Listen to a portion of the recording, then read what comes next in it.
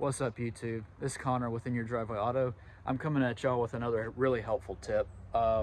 This is a 2002 Chevy Silverado that we're working on. It's got a horrible misfire, man, and there's no power at all. Customer thinks that maybe his fuel pump is bad or his engine is shot or something like that, so he called me out here to take a look at it.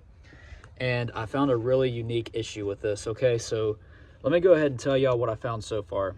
I got a code for P0200 and P0300.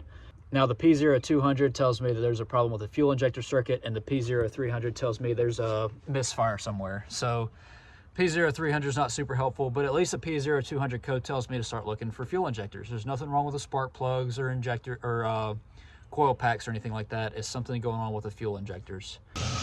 Okay, so in order to isolate which fuel injector it is, you're gonna have to unplug each one and see if it affects the engine. So if you unplug one and the engine starts running rougher or smoother or something like that, that's going to tell you something. Typically with fuel injectors, you unplug one, it's going to run rougher. That means that fuel injector is working, okay? And the reason that means that is if that fuel injector is not working already, then when you unplug it, there's going to be no change to the engine, okay? Let me show you what I'm talking about. All right, so look, you can see this engine is shaking real bad. You can hear it's not running very well. Let's go ahead. These are your fuel injectors here, or your fuel injector plugs. That's 1, 2, 3, 4 on this side of the engine, and there's 4 on the other side of the engine, okay? So look, watch this. I'm gonna unplug one, reach down here, press this tab, lift up, listen to the engine. Hear that? It's dying, it's barely running. That thing is struggling. Okay, let's plug it back in. And you heard it pick back up. Okay. So what that tells me is that everyone that reacts like that, that fuel injector is fine. Everyone on the driver's side of this truck, on the left-hand side of the truck, is reacting, making the engine react. That tells me all those are good, okay? Okay, so now we're on the passenger side of this truck. Let's go ahead and unplug one.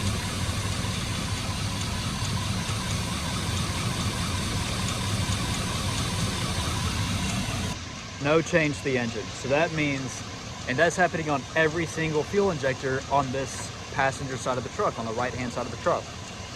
Okay, so that means none of these fuel injectors are working. None of them are getting any sort of current or anything like that through it. So you might think, okay, maybe there's a broken wire or something like that.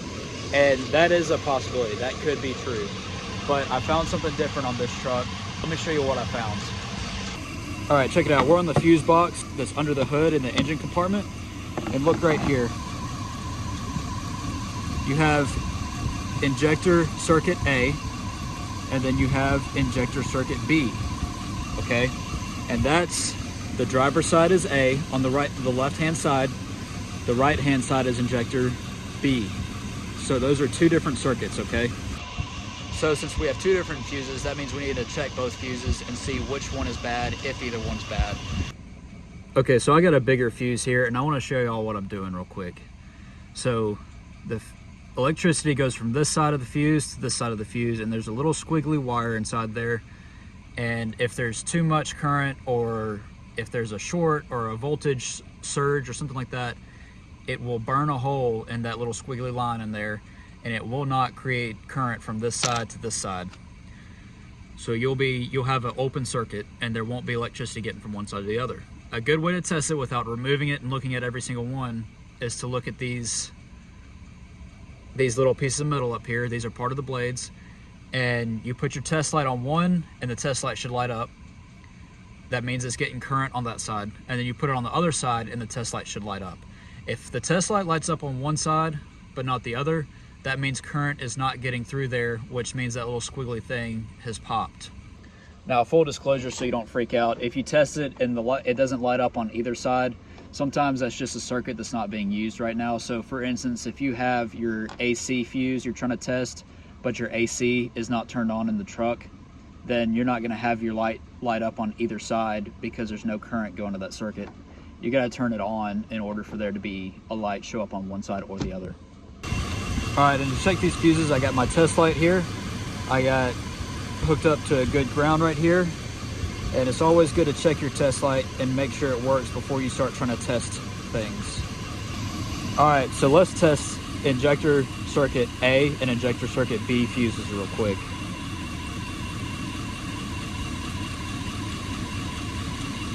All right, that's injector circuit B. And there's no light on this side of the fuse, so that fuse is blown. Let's test injector circuit A. Light, light, light, light. Okay, so the injector circuit A is good, but injector circuit B has a blown fuse. Look right there, you can see that little squiggly line is popped. It's broken right there. That means no current's getting through there. All right, we got a new 15 amp fuse right here. Before we put it in, we need to turn the truck off, because a lot of times if you put this in while it's running, it's gonna surge that fuse and it's gonna pop it again.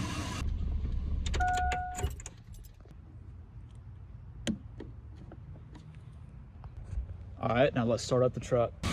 Now you can already tell this engine is running much better, much smoother, much less shaky. That's because everything's working now. But just to make sure, let's go over here and see if this reacts when we unplug this injector.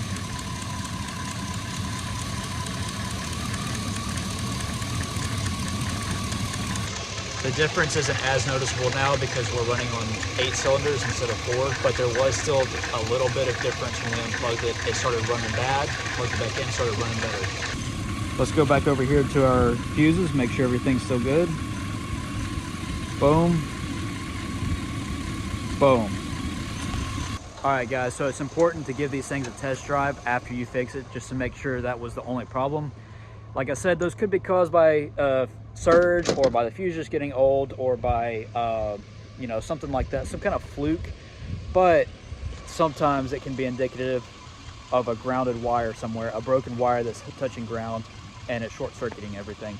So we need to drive it, make sure that the problem doesn't come back.